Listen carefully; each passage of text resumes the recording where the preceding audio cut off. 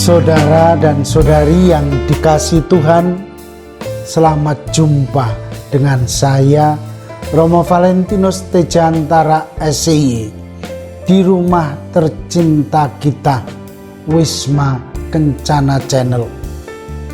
Semoga Anda semua dalam keadaan sehat, sejahtera, dan bahagia. Dalam tayangan video kali ini, kita ingin melanjutkan tema umum kita tentang namamu dicatat di surga. Pendalaman tema kita adalah tentang fakta ilmiah tentang kematian itu sendiri. Dalam video sebelumnya kita sudah membicarakan bersama mengenai faham kematian yang dimengerti oleh masyarakat atau kebanyakan orang. Hal ini telah membuat lebih jelas bagi kita apa itu artinya mati. Banyak agama maupun budaya mempersonifikasikan kematian dalam berbagai cara. Mitologi Yunani misalnya memiliki figur bersayap bernama Thanatos atau Grim Reapers yang merupakan wajah klasik sebuah kematian di masyarakat barat. Lebih lagi bahwa sains modern telah menemukan beberapa pola, baik proses biologis maupun fisik, yang memisahkan antara kehidupan dan kematian.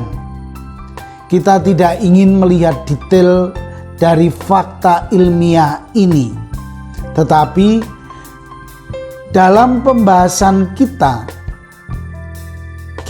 ingin membuktikan fakta ilmiah dari kematian itu sendiri berdasarkan pada penelitian para ahli. Marilah kita masuk langsung pada video kita. Selamat menyaksikan.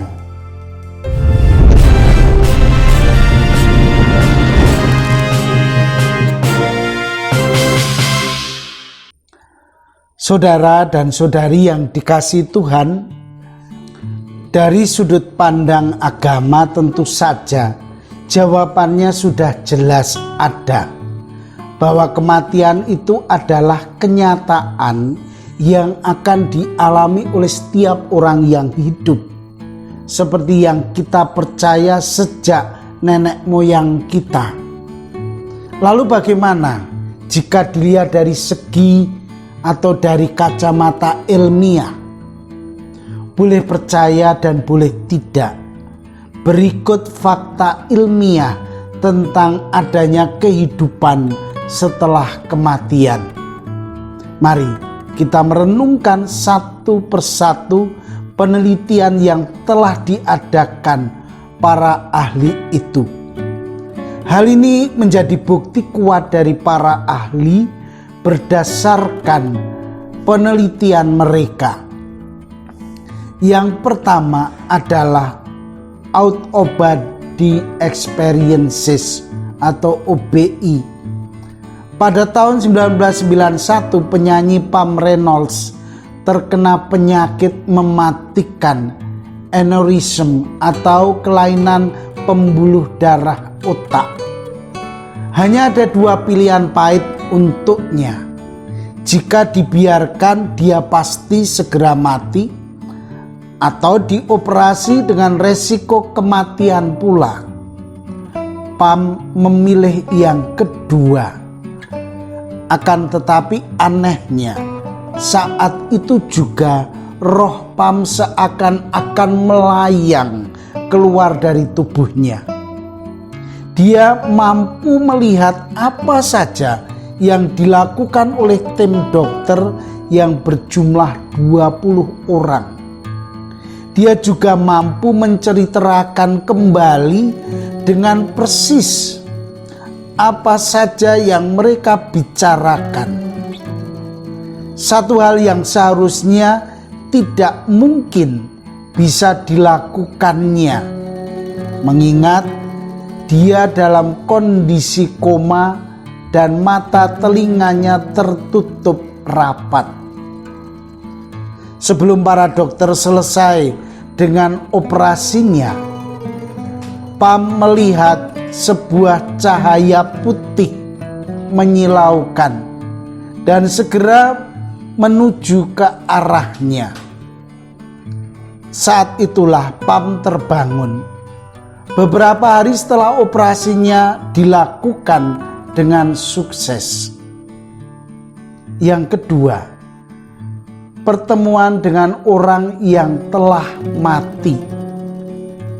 Dari penelitian yang telah dilakukannya, Dr. Grayson menemukan bahwa jumlah pasien yang menyatakan bertemu dengan anggota keluarga yang telah mati berjumlah jauh lebih banyak dari yang tidak.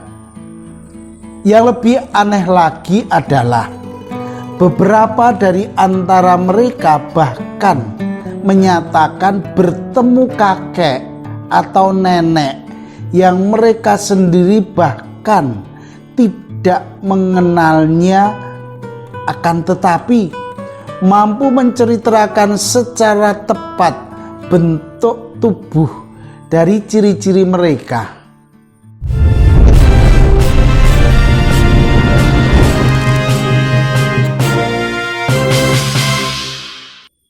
Yang ketiga, perubahan perilaku pasien NDA.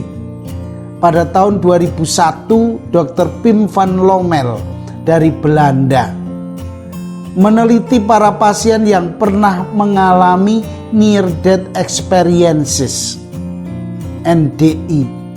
Tujuan untuk mengetahui apakah mereka mampu mengingat pengalaman mereka di saat di batas hidup dan mati. Hasil penelitian tersebut ternyata hampir semua mampu mengingat dengan sempurna. Dan anehnya, pengalaman tersebut semuanya berdampak positif dalam perilaku sehari-hari para responden. Para responden menjadi lebih terbuka, tidak lagi takut akan kematian, lebih bahagia, lebih bersikap positif, dan menjadi lebih suka bergaul. Menariknya, hal ini tidak hanya terjadi pada responden yang religius, akan tetapi juga terjadi pada mereka yang mengaku tidak beragama. Yang keempat, orang buta bisa melihat ketika mengalami NDI dan OBI. Profesor Kenneth Ring dan Profesor Sharon Cooper adalah penulis dari buku Mindsight, Near Death and Out of Body Experiences in the Blind. Buku ini merupakan rangkuman dari penelitian selama bertahun-tahun yang dilakukan pada orang-orang yang buta ketika dalam kondisi NDI dan OBI. Dari ke-31 responden yang diteliti, semuanya mengklaim mendapat penglihatan ketika dalam kondisi di ambang batas hidup dan mati. Entah itu berupa cahaya yang menyilaukan, putih, bersih, bertemu dengan keluarga yang telah mati, atau melayang keluar dari tubuh. Semua ini memang hanya sebatas apa yang dikatakan para responden, belum bukti valid, tetapi menimbulkan pertanyaan menggelitik. Bagaimana bisa seseorang yang buta sejak lahir, menceritakan sesuatu pengalaman yang didapatnya secara visual.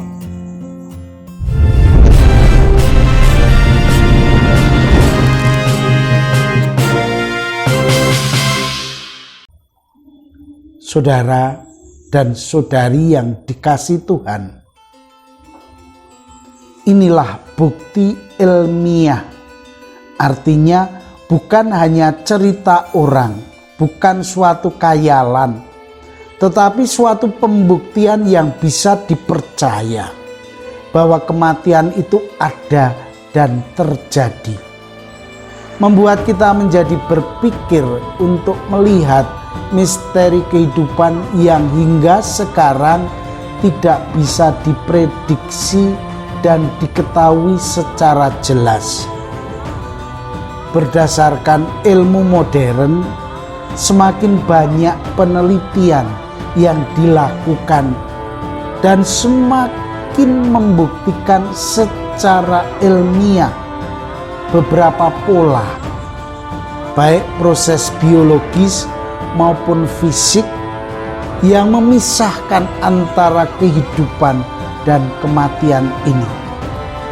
Semoga semakin diperkuat iman kita, dan semasa kita masih diberi kehidupan di dunia ini, supaya kita selalu bersiap diri menghadapi kematian yang tak terelakkan itu dengan siap.